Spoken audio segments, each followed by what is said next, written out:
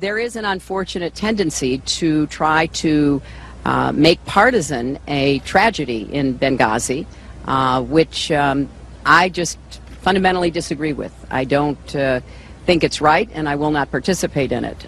So we'll see how this all plays out, but it's not anything that people talk to me about as I travel around the country. It is never raised in my town halls. It is never raised in my other meetings with people. How lucky she is. All right, Malzberg panel time again. Joining us now on this panel, Sidney Powell, former DOJ official, a former assistant U.S. attorney, and author of License to Lie, Exposing Corruption in the Department of Justice, and Nomiki, Konst, founder and executive director of the Accountability Project, host of the Accountability Podcast. All right, ladies, welcome. And Sidney, you wrote a very powerful piece the other day, The Countless Crimes of Hillary Clinton, and you called for a special prosecutor. What's the matter? You don't trust the DOJ?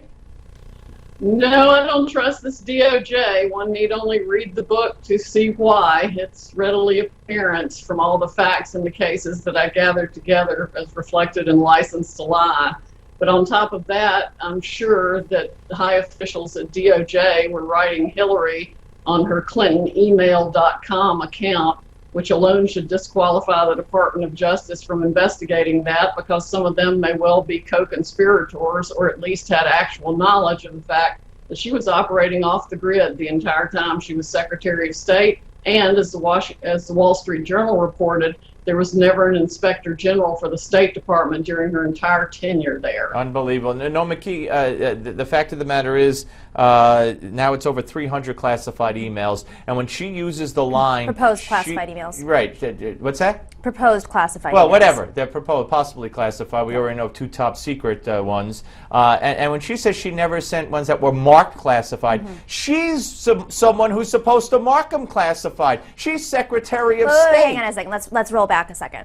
And I'll be clear, I do not work for the Hillary campaign, and I have not been supporting Hillary. But to be fair here, when you start to look at these classified emails, you know, she started sending the emails when she became Secretary of State. When she was Secretary of State, there was an IT person that formerly did work for her at State who helped her mark the classified emails when they were classified.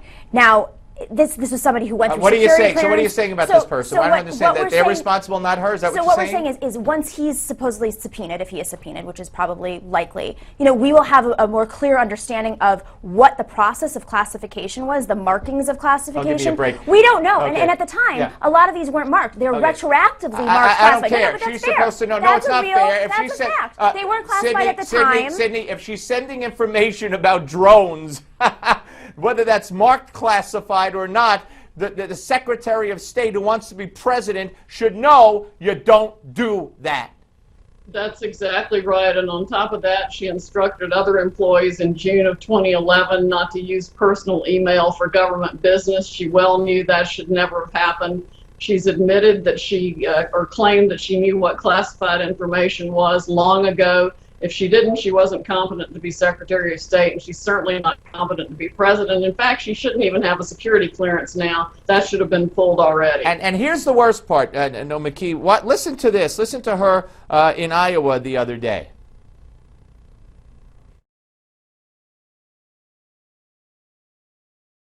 You may have seen that I recently launched a Snapchat account. I love it. I love it. Those messages disappear all by themselves.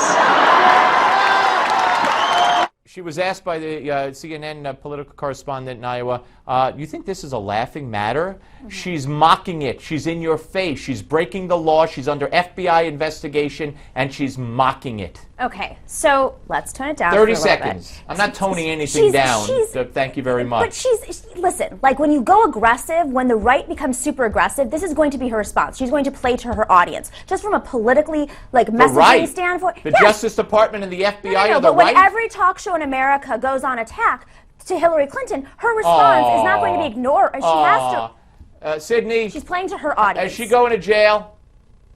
She should go to jail. This is an absolute outrage. Any number of heroes, national heroes, have gone to prison for less offense than this.